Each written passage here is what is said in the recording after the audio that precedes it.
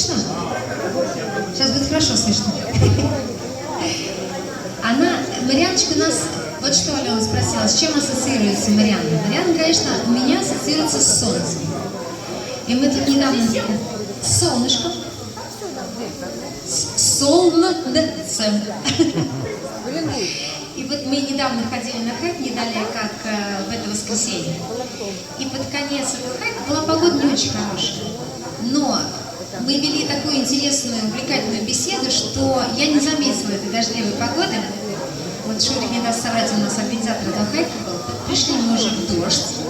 Но столько было сказано интересного, увлекательного, познавательного, что это ощущение, оно вот всегда остается, что плохой погоды с тобой не бывает. Это чудо, чудо и удивительный совершенно человек. Я хочу спеть песенку.